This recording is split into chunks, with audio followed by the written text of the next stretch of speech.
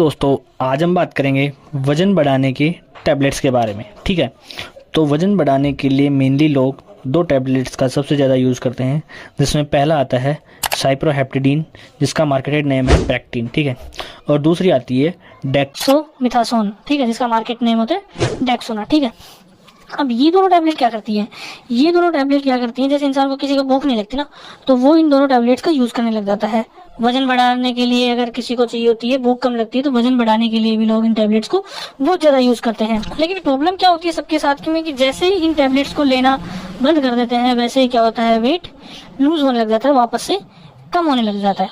तो ठीक है, तो इसी प्रॉब्लम का सोल्यूशन हम लेके आए आपके लिए कि कैसे आपको इन टैबलेट्स को लेना है जिससे कि आपका वेट जो है वो वापस से लूज ना हो। ठीक है, तो फर्स्टली आपको सबसे पहले आपको साइप्रोहेप्टेडीन, जो प्रेक्टिन की जो टैबलेट आती है, और डेक्सामेथासोन की टैबलेट आती है, वो दोनों टैबलेटों के साथ में आपको हमेशा एक लिवर टॉनिक की सिरप, मान ली 52 लिवजाइन नाम से जो आती है, वो कोई भी एक लिवर टॉनिक आपको साथ में लेनी है। कैल्शियम की टैबलेट आपको रोज रात को दूध के साथ में आपको लेनी है। ठीक है, और एक आयरन सप्लीमेंट आपको मॉर्निंग में आयरन की टैबलेट एक लेनी है। ठीक है, ये तीनों चीजें, लिवर टॉनिक, कैल्शियम और आयरन, अगर आप दोनों प्रेक्टिन और डेक्सोना टैबलेट्स के साथ में लेते हैं तो ये टैबलेट आपको नुकसान नहीं करती है और आपका वेट क्या होता है, धीरे धीरे बढ़ने लगता है। ठीक है, अब क्या करना है आपको कि आपने ये सप्लीमेंट्स, दवाई तो खा ली, लेकिन अब आप खाने में रोज खाना खा रहे हो, वही सेम वाला घिसा पिटा खाना खा रहे हो, तो उसके साथ में आपको कुछ चीजें ऐड करने की जरूरत है। आपको थोड़ा सा स्वीट्स खानी है ज्यादा। ठीक है, मीठा में आप कुछ भी खा सकते हो। ठीक है, आपको एग, अगर आप वेजिटेरियन नॉन वेजिटेरियन हो तो आप एग स्टार्ट कर सकते हो। अगर आप वेजिटेरियन हो तो आपको ज्यादा से ज्यादा राइस खाने हैं और हाई फाइबर वाले फ्रूट्स खाने हैं जैसे।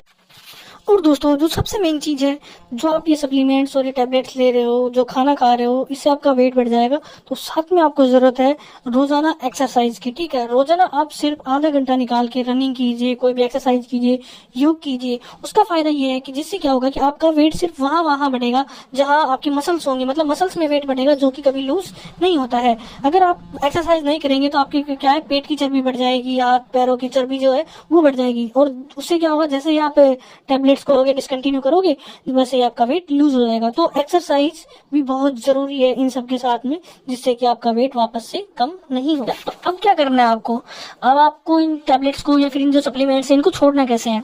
तो आपको जो साइप्रोहेप्टेडीन टैबलेट है प्रेक्टिन की, वो 3 से 4 महीने तक आपको चालू रखनी है।